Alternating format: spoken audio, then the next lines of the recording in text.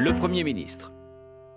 En France, le pouvoir est une drôle de bête à deux têtes. Les spécialistes de sciences politiques disent, dans leur langage savant, que le pouvoir exécutif est bicéphale.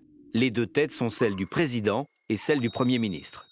Le président élu par les Français fixe les grandes orientations du pays. Il choisit son Premier ministre qui doit les mettre en œuvre.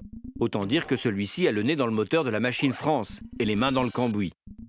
S'il y a une crise grave, catastrophe naturelle ou gros accident industriel par exemple, c'est toujours lui qu'on réveille et qui doit vite trouver des solutions. Il n'a pas le droit de se tromper. D'ailleurs, il peut être renvoyé à n'importe quel moment par le président ou, mais ça n'est jamais arrivé, par un vote spécial de l'Assemblée. Le Premier ministre est le chef de la majorité. C'est lui qui tente de faire régner l'harmonie dans le gouvernement.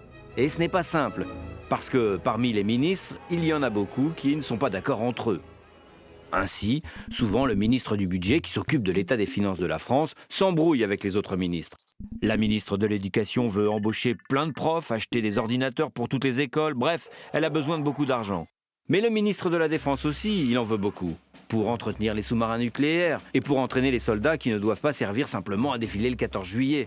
Du coup, c'est toujours pareil, la ministre de l'Éducation et le ministre de la Défense, mais aussi celui de l'Intérieur, celui de la Justice, celui de la Culture, et ainsi de suite, passent leur temps à téléphoner au Premier ministre pour défendre leur budget. Et le Premier ministre doit trancher. Il ne tranche pas les ministres, rassurez-vous, ça c'était pendant la Révolution. Il tranche dans les dépenses et, naturellement, il se fait plein d'ennemis. Son boulot principal, finalement, c'est de dire non. Par exemple, non, ce n'est pas possible d'augmenter le salaire minimum. Alors il devient vite impopulaire.